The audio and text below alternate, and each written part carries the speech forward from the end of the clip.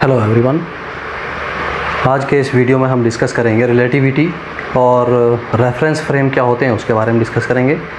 ये question student द्वारा पूछा गया है कि कुछ रिलेटिविटी और रेफरेंस फ्रेम के बारे में भी थोड़ा सा डिस्कस किया जाए। तो आज इस वीडियो में हम छोटे से लेक्चर को डिस्कस करेंगे कि रिलेटिविटी का क्या कॉन्सेप्ट है और फ्रेम ऑफ रेफरेंस का यहाँ पर कॉन्सेप्ट क्या है। उस फ्रेम ऑफ रेफरेंस या रिलेटिविटी जाने से पहले हम कुछ एक्सपेरिमेंट के बारे में यहाँ पर डिस्कस करेंगे और इसी के थ्रू फिर हम रिलेटिविटी और फ्रेम ऑफ रेफरेंस पे जाएंगे। तो देखते हैं कि हमने जैसे कि डायग्राम में हमने दिखाया हुआ है, यहाँ पर एक ये हमने ट्रेन को दिखाया हुआ है और यहाँ पर एक ये स्टेशन है। दो चीज़ें हैं, एक स्टेशन है और एक ट्रेन है, और ट्रेन को हमने v वेलोसिटी से इस डायरेक्शन में मूव करते हुए दिखाया है। तो यहाँ पर हम देखते हैं कि रिलेटिविटी के अंदर हमें दो चीज़ें रखनी है। एक रिलेटिव वेलोसिटी का यहाँ पर हमें कॉन्सेप्ट रखना है कि एक बॉडी को हमें मूव कराना है, दूसरे को हमें रेस्ट पर रखना है, या दूसरे को हम रेस्ट पर रख सकते हैं, पहले वाले को मूव करा सकते हैं, या दोनों को ही हम एक दूसरे की तरफ को भी मूव करा सकते हैं और एक दूसरे से अपोजिट डायरेक्शन में भी मूव करा सकते हैं। जैसे कोई दो बाइक को लेके हम इस तरह से मूव कराएं कि वे एक दूसरे की तरफ को आ रही हों, या ऐसे भी दो बाइक को हम मूव करा सकते हैं जो एक दूसरे के अपोजिट जा रही हों। तो इस तरह की मोशंस और भी बहुत सारी हो सकती हैं स्पेस के अंदर, जैसे कि हमने इस डायग्राम में दिखाया हुआ है। यहाँ पर एक ये लैब हमने इसमें यहाँ दिखाई है और यहाँ पर एक ये स्पेस शटल हमने दिखाया है जो स्पेस में यहाँ पर जा रहा है v वेलोसिटी से। तो ये मोशन में है और ये यहाँ पर इसकी वेलोसिटी यहाँ पर 0 है और यहाँ पर ये v वेलोसिटी से जा रहा है। यहाँ पर एक चीज़ हमें ध्यान रखना पड़ेगा कि यहाँ पर जो v वेलोसिटी है ये वेलोसिटी कांस्टेंट होनी चाहिए, यानी कि यहाँ पर जो एक्सेलरेशन है वो 0 होना चाहिए। कोई भी ऑब्जेक्ट किसी दूसरे ऑब्जेक्ट के रेस्पेक्ट में कांस्टेंट वेलोसिटी से मूव करना चाहिए। तो ये यहाँ पर अगर ऐसा होता है तो देखा जाता है कि अगर एक बॉडी के अंदर, इस ट्रेन के अंदर अगर कुछ इवेंट यहाँ पर घटित होते हैं, तो अगर उनको मेज़र किया जाए यहाँ से या यहाँ से, तो जो उनके रिजल्ट्स हैं उनमें क्या डिफरेंस होगा।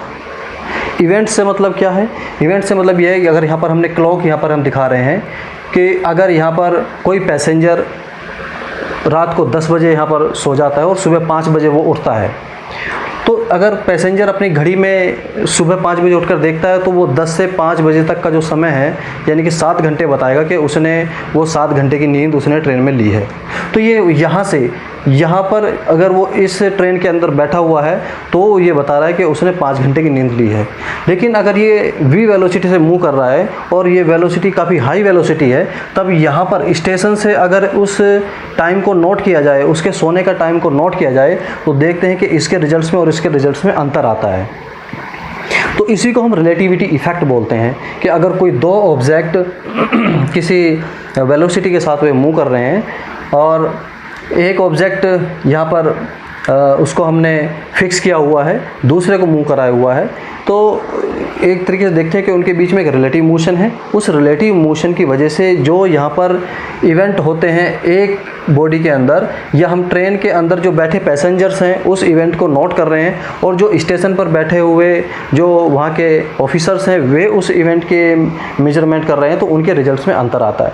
सिमिलरली अगर स्पेस क्राफ्ट में कोई एस्ट्रोनॉट्स यहाँ पर बैठे हुए हैं और वे हाई वेलोसिटी से अर्थ से दूर जा रहे हैं, तो जो अर्थ पे यहाँ पर लेबोरेटरी यहाँ पर है, तो यहाँ के जो साइंटिस्ट हैं वे कुछ मेजरमेंट्स नोट कर रहे हैं। यहाँ पर जो घटना घटित हो रही है, तो इसके अंदर बैठे हुए एस्ट्रोनॉट उस घटना को जो नोट करेंगे और यहाँ पर जो बैठे हुए एस्ट्रोनॉट्स हैं उस घटना को नोट्स करेंगे, तो उनके जो रिजल्ट्स हैं वे कुछ डिफरेंट उनमें आता है।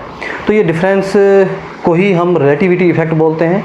और ये ट्रेन को हम एक फ्रेम बोलेंगे और इस स्टेशन को हम दूसरा फ्रेम बोलेंगे।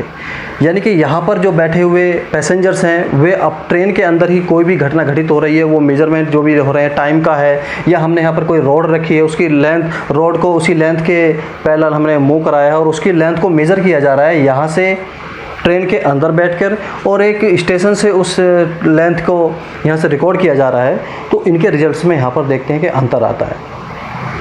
तो एक जहाँ से ये ट्रेन के अंदर मेजरमेंट किया जा रहा है उसको हम एक फ्रेम बोलते हैं।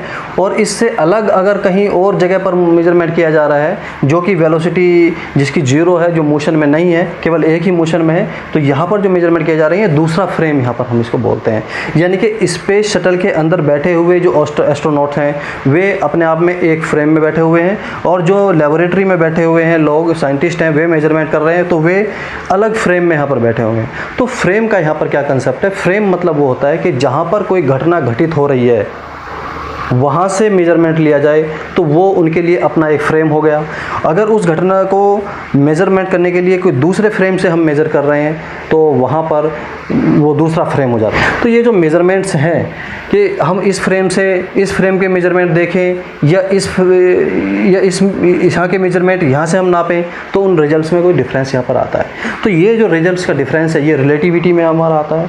और जो इन जहाँ पर ये घटना घटित हो रही हैं या जहाँ से मेज़र किया जा रहा है उनको हम रेफरेंस फ्रेम में बोलते हैं कि ये जो हमने मेजरमेंट यहाँ से लिया है वो किसके रेस्पेक्ट में यहाँ पे हमने मेजरमेंट लिया है। और जो ये रिलेटिविटी है, रिलेटिविटी भी दो प्रकार की रिलेटिविटी होती हैं जो अगर हम यहाँ डिस्कस करेंगे तो एक तो होती है special theory of relativity. Special theory of relativity में क्या है? और एक होती है general theory of relativity. Special theory of relativity और general theory of relativity. Special theory of relativity के अंदर जो हम फ्रेम्स की बात करते हैं, रेफरेंस फ्रेम्स की बात करते हैं, ये फ्रेम्स इनर्शियल फ्रेम्स यहाँ पर होते हैं। और जो जनरल थ्योरी ऑफ रिलेटिविटी है उनको वहाँ पर हम नॉन इनर्शियल फ्रेम्स के लिए मेजरमेंट्स करते हैं और वो काफ़ी चैलेंजिंग थिंग्स हैं। लेकिन आगे हम जितना पढ़ेंगे स्पेशल थ्योरी ऑफ रिलेटिविटी होती है, उसमें जो भी फ्रेम्स होते हैं वो सब इनर्शियल फ्रेम्स के लिए हम वहाँ पर सारे स्टडी वहाँ पर करते हैं। अब इनर्शियल और नॉन इनर्शियल फ्रेम्स क्या होते हैं उस पर आते हैं।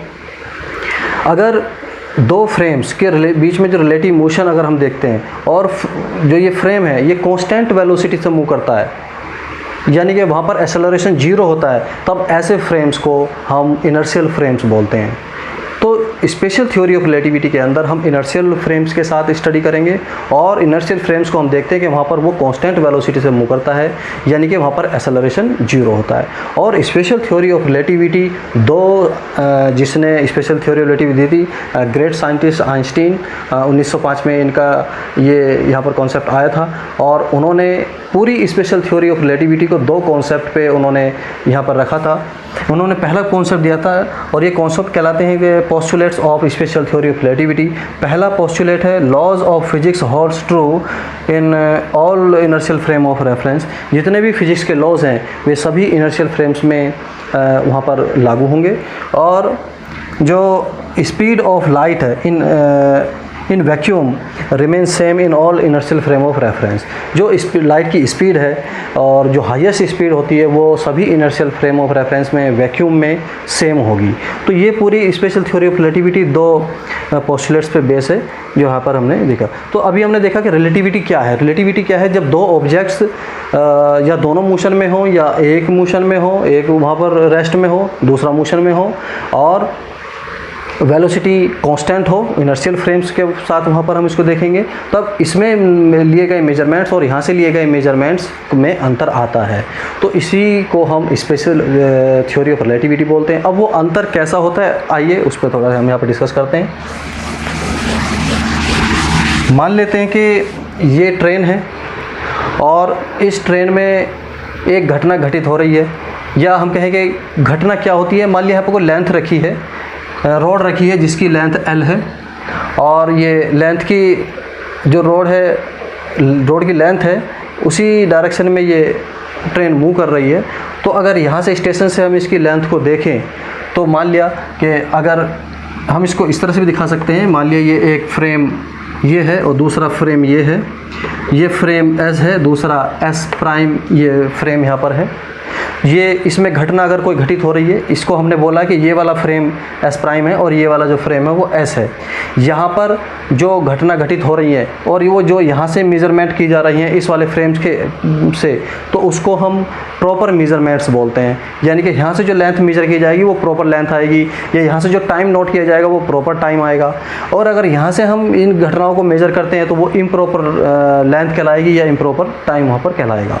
तो देखते हैं ऐसी बहुत सारी फिजिकल क्वांटिटीज़ हैं जो अगर जिनका मेज़रमेंट किया जाए, किसी घटना किसी दूसरे फ्रेम में हो रही है और मेज़रमेंट किसी दूसरे फ्रेम से किया जा रहा है, तो उनके रिजल्ट्स में क्या चेंजेस होते हैं वो देखते हैं। जैसे हम यहाँ पर समझते हैं कि एक होता है कि लेंथ में क्या यहाँ पर इफ़ेक्ट, लेंथ में क्या चेंज होता है।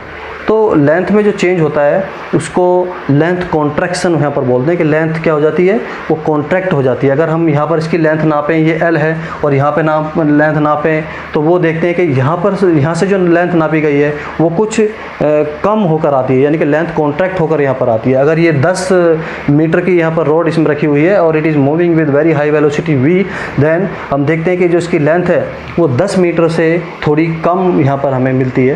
तो इसी को हम लेंथ कॉन्ट्रैक्शन बोलते हैं। टाइम में भी क्या देखते हैं कि अगर यहाँ पर कोई इवेंट हो रहा है, टाइम के साथ अगर हम देखें कोई इवेंट कैसे मान सकते हैं टाइम का, कि मान लिया यहाँ पर कोई पैसेंजर रात को 10 बजे सोता है और सुबह 5 बजे उठता है, तो वो जो टाइम इंटरवल है डेल्टा टी, ये डेल्टा टी जो टाइम इंटरवल है, तो उसको अगर यहाँ से नापा जाए, यहाँ से नापेंगे तो वो 7 घंटे पैसेंजर सोता है, यहाँ से नापेंगे तो वो देखते हैं कि पैसेंजर ऐसा लगता है कि वो 7 घंटे नहीं 8 घंटे सोया हो। तो ये टाइम का क्या होता है, इसको बोलते हैं टाइम डायलेशन। टाइम जो इंटरवल है वो बढ़ा हुआ वहाँ पर प्रतीत होता है। तो लेंथ कॉन्ट्रैक्शन और टाइम डायलेशन ये स्पेशल थ्योरी ऑफ रिलेटिविटी के सबसे महत्वपूर्ण यहाँ पर ये बिंदु हैं। और किस फैक्टर के साथ ये वेरी करते हैं, तो देखते हैं। ये एक यहाँ पर फैक्टर हम यूज़ करेंगे, √1/√1 माइनस v²/c²। यहाँ पर v क्या है, v is the velocity of this frame, जो फ्रेम मूव कर रहा है उसकी वेलोसिटी है। और यहाँ पर अगर एक फ्रेम हमने रेस्ट में रखा हुआ है तो c is the speed of light. तो जो हमारे टाइम डायलेशन होंगे या लेंथ कॉन्ट्रैक्शन होंगे वो इस फैक्टर के साथ कम या ज़्यादा होंगे। अगर हम लेंथ कॉन्ट्रैक्शन की बात करें तो लेंथ हमें कैसी वहाँ पर दिखती है जैसे, और इसकी जो वैल्यू है दिस इज़ 1/, क्योंकि वेलोसिटी हमेशा c से कम होगी, तो ये जो नीचे वैल्यू यहाँ पर रखी हुई है इसकी वैल्यू, इसकी जो न्यूमेरिकल वैल्यू होगी वो 1 से कम होगी। और ये क्योंकि 1 में नीचे रखा हुआ है तो यहाँ पर गामा की वैल्यू ग्रेटर देन 1 होगी। तो जो लेंथ कॉन्ट्रैक्शन का यहाँ पर देखते हैं तो वो इस तरह से आता है, L dash is equal to L√1 minus v²/c²। ये लेंथ कॉन्ट्रैक्शन यहाँ पर होकर आती है, जहाँ पर L डैश इम्प्रॉपर लेंथ है, L क्या है यहाँ पर, ये प्रॉपर लेंथ है। ये L वो लेंथ है जो यहाँ पर इस फ्रेम में नापी गई है, और L डैश क्या है, ये वो लेंथ है जो यहाँ से स्टेशन से उसको रिकॉर्ड किया गया है, नोट किया गया है। तो देखते हैं कि ये जो वैल्यू है, क्योंकि 1/√1 माइनस v²/c² ग्रेटर देन 1 होती है, या हम कहें कि ये वाली जो टर्म है वो लेस देन 1 होती है। तो अगर ये टर्म लेस देन 1 है तो हम कहेंगे कि जो L डैश है वो L से, यानी कि L dash is less than L, यानी कि जो लेंथ यहाँ से मेजर की गई है वो थोड़ी कम होकर आती है। तो इसी को हम कहते हैं लेंथ कॉन्ट्रैक्शन। और फिजिकल क्वांटिटी ही यहाँ पर देखते हैं टाइम। टाइम क्या क्या होता है, डायलेशन होता है, टाइम बढ़ा हुआ प्रतीत होता है। अगर मान लिया यहाँ पर मेजरमेंट हम कर रहे हैं कि वो पैसेंजर 7 घंटे सोया है, तो हो सकता है कि यहाँ पर वो मेजरमेंट ज़्यादा आएगा, 8 घंटे सोने का भी आ सकता है। उसको बोलते हैं टाइम डायलेशन। टाइम हमेशा बढ़ा हुआ प्रतीत होता है। तो ये delta t dash is equal to delta t/√1 minus v²/c² से के साथ ये वेरी करता है। यानी कि टाइम जो यहाँ से हम मेजर कर रहे हैं, यानी कि जो स्पेस के अंदर घटनाएं घटित हो रही हैं, जो एस्ट्रोनॉट हमारे जाते हैं और हम अर्थ पे बैठ के वे सब रिकॉर्ड कर रहे हैं, तो वहाँ का जो टाइम है और यहाँ का जो टाइम है उसमें जो हम यहाँ पर रिकॉर्ड करते हैं वो टाइम ज़्यादा होता है।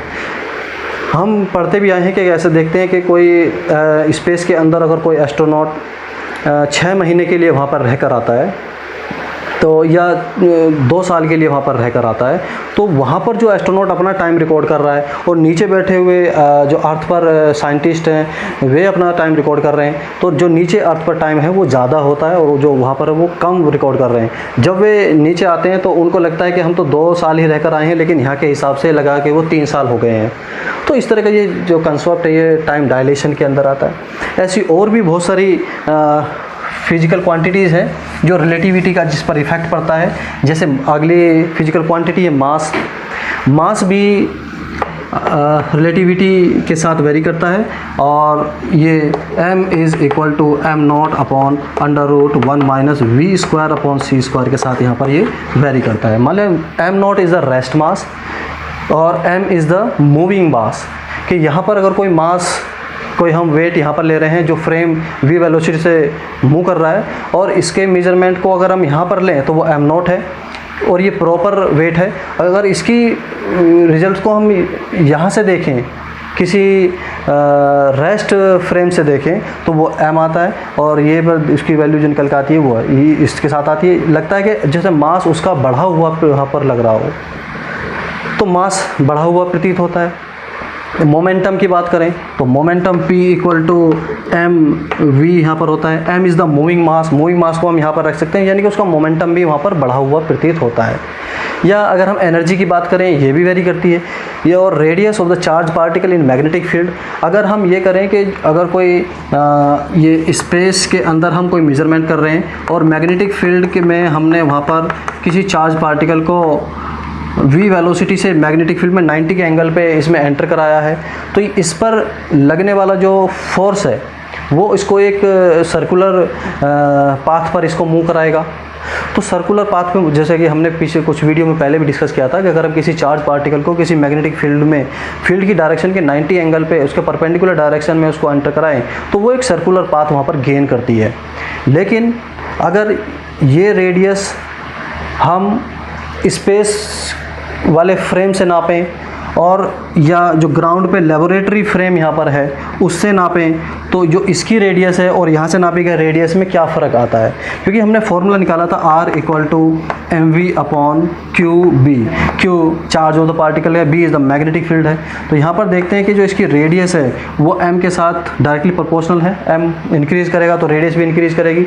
तो देखते हैं कि अगर यहाँ से मेजरमेंट किया जाए तो रेडियस उसकी ज़्यादा सर्किल वाला हमें वहाँ पर ज़्यादा रेडियस वाला हमें सर्किल वहाँ पर मिलेगा। तो these are the effect of relativity of on the physical quantities. और भी बहुत सारी कुछ फिजिकल क्वांटिटीज़ ऐसी भी होती हैं जिनका रिलेटिविटी पे कोई इफेक्ट नहीं पड़ता है, तो वो काफ़ी डिटेल की चीज़ें